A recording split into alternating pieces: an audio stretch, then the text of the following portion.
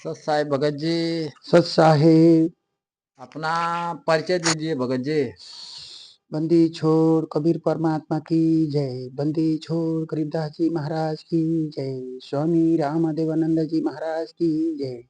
बंदी छोड़ जगत गुरु तत्वदर्शी संत रामपाल जी महाराज जी भगवान की जय हो। परमात्मा का नाम लेने का भी लायक नहीं था, अयोग्य, अति नीच, निकम्मा परमात्मा ने हमको इस मार्ग में चुना है, लेकिन हमने नहीं चुना था। हम तो ढूंढ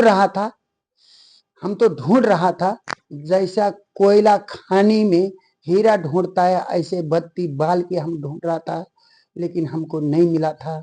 हम स्वदेश विदेश सब जगह में भगवान का आस्था कोई न कोई रूप से कर रहा था। जब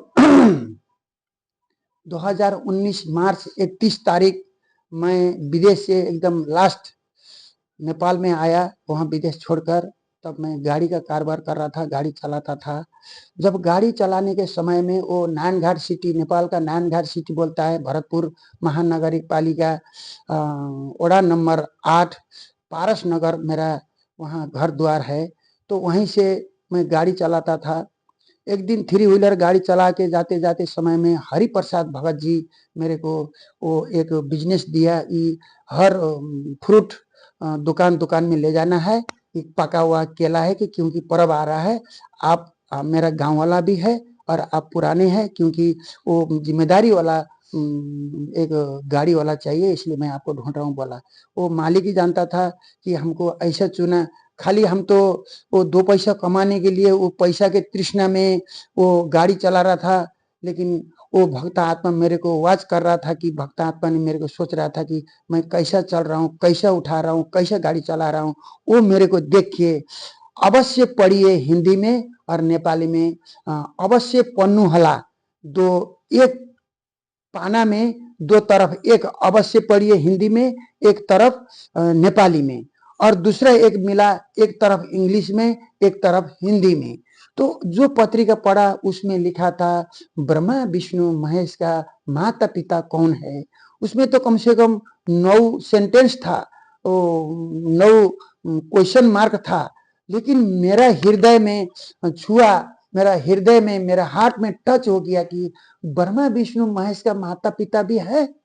लेकिन जब तक मैं हिंदू घराना में पैदा हुआ और सुनते भी आया, पढ़ते भी आया, बहुत विद्वान की भी साथ किया, लेकिन वो लोग भी नहीं बताया देवता तो महादेव है, देवता तो शिवा पार्वती है, उनका ना गोत्र है, न कोई जात है, न वो तो अनंत अनंत सृष्टि करता है, सारा संसार का, सारा भुवर लोक का मालिक है बोल के हम तो उन्हीं को स्वर्ग सर्व मान रहा था।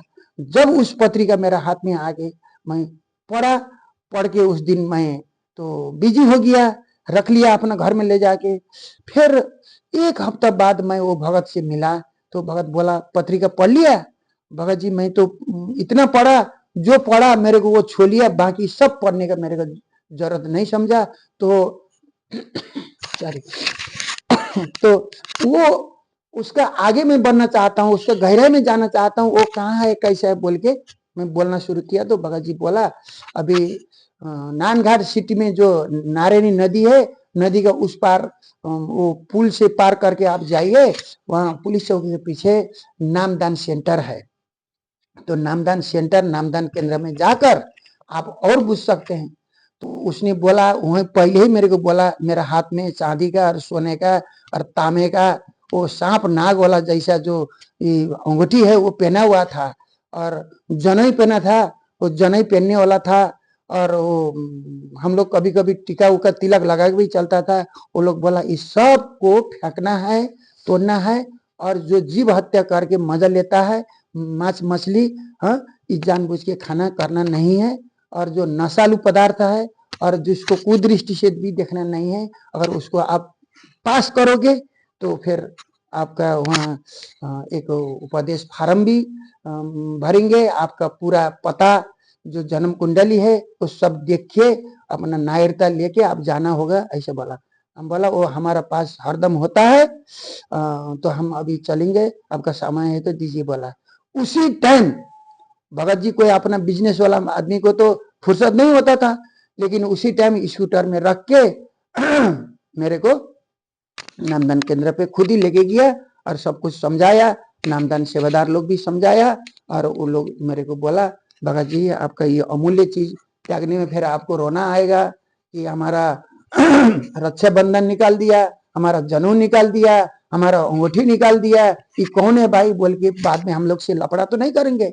बोला वो हमको भगवान पाने के लिए हम ये क्या, ये अंगूठी क्या, हमारा जो देह भी दान करना पड़ेगा हम उसमें तैयार है। इसके ये तो कुछ नहीं है, ये तो दुनिया को दिखाने के लिए, ये दुनिया को बराबर होने के लिए, किसी से कम नहीं होने के लिए, वो अहंकार से, वो घमंड से हम लोग ऐसा कर रहा है, ये लेकिन कुछ काम का नहीं है। एक तो धातु है, ये तो माना, किसी ने माना, हम भी मान रहा है, ऐसे मानी माना चीज है, हम इसको त्यागने के लिए तैयार है। परमात्मा को हम संकल्प करेंगे, कहाँ का संकल्प करना पड़ेगा, हम संकल्प करेंगे। भगत जी मेरे को वो मौका दीजिए। तो उसी टाइम मेरे को उपदेश फार्म भर लिया, मेरा पिता का नाम लिख लिया, मेरा जहाँ का जन्म, जिला, गांव, ठिकाना सब लिख के, तो मेरा उपदेश फार्म में चितवन जिला महानगर, भरतपुर महानगर पालिका, वड़ा नंबर 8 पारस नगर में मैं रहता हूँ। तो वहीं का मेरा उपदेश फार्म में है। जब परमात्मा का शरण में आ गया, जब आते वो गाड़ी में तो ड्राइवर लोग भी आएगा, फिर वो ड्राइवर लोग तो कुछ कुछ खाएगा, उसको पैसा, साहू जी हम ऐसा खाया, उसको पैसा दो बोला। तो एक दिन नहीं, 2 दिन नहीं, ऐसा ऐसा जब मन में शांति नहीं मिला, वो लोग तो जो कुलत का नशालू पदार्थ खाएगा, पैसा हमको देना पड़ा, इसलिए हम वो गाड़ी का लाइन भी छोड़ दिया। गाड़ी का लाइन जब छोड़ने के बाद फिर हाँ नेपाल में। तो फिर भगत जी हम आपकी बात काट रहे हैं, आपके पास कितने गाड़ी थे और कितना ड्राइवर थे? एकदम आप प्रश्न जो किया है, आपका भी जो जिज्ञासा है, परमात्मा ने बोला भगत जी एक काठमांडू बीरगंज जो इंडिया का रक्सोल का आता था और जनकपुर जाता था, वो गाड़ी, एक लंबी दूरी की गाड़ी और एक वो सिटी बस, और अपने पास 5 जो है 3 व्हीलर ऐसा गाड़ी था। ये सब गाड़ी, इसमें सब 19-20 सब झूठ बोलना, झूठ का सिवाय कुछ नहीं। इसीलिए जब परमात्मा का ज्ञान का किताब पढ़ लिया, ज्ञान गंगा जीने का रहा और गीता तेरा ज्ञान अमृत, और उसमें हम लोग पहले से भी वो अपना हिंदू धर्म का शास्त्र, बाइबल, कुरान और ये सब कुछ कुछ हम लोग को जनरल नॉलेज था। इस सब में कॉम्प्रोमाइज करके, तुलना करके हम देखा तो ये सब इस संसार में रहेगा, संसार में विलीन होके जाएगा, लेकिन मोक्ष प्राप्त होने वाला नहीं है, मुक्ति मिलने वाला नहीं है। इस कारण से हम सब कुछ त्याग दिया। वो गाड़ी कुछ भी नहीं है, लेकिन इस जीवन, अमूल्य जीवन को परमात्मा ने इतना अच्छा बना के हम लोग को इस धरती पे सेवा, भगवान को सेवा करने की जगह हम लोग दूसरा जो कुलत का सेवा करके एक पेट खाने के लिए, जीने के लिए झूठ बोलना पड़ रहा है। इसलिए वो झूठ हमको बिल्कुल नफरत हो गया है। इस कारण से जो समाज का सुधार का परमात्मा ने मिशन दिया है, मैं भी थोड़ा बहुत समाज सेवी सेवा करता था अपना जहां वो रहता था।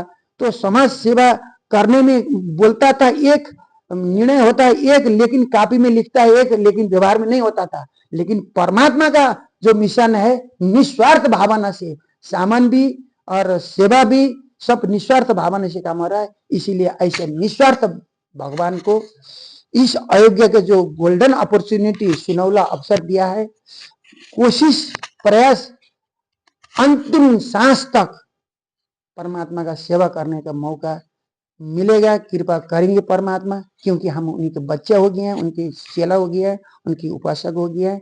ये आशा और विश्वास में आनंद ही आनंद, प्रेम के साथ सेवक बनकर सेवा बनने को चाहता हूं। अभी हम लोग अपना अपना सेवा में जाना भी है, इसीलिए इस समय का पाबंदी के कारण हम अभी अपना संपूर्ण जीवन कहानी तो नहीं बता पाया है। अभी मालिक की दया से नेक्स्ट वीडियो में फिर नेक्स्ट क्लिप में, नेक्स्ट वीडियो में हम लोग परमात्मा से जुड़ेंगे। जैसा भक्त रंजीत भगत दास, भक्त रिंकू दास, भक्त अशोक दास, ये हम लोग, और कोई भगत आए ना आए, परमात्मा का दया हम लोग में ऐसा हुआ कि हम लोग का एक डेली का नित्य नियम जैसा है ऐसे ही हम लोग करने का एक आशा, भरोसा, विश्वास, परमात्मा का कृपा है। बोलो सदगुरुदेव की जय।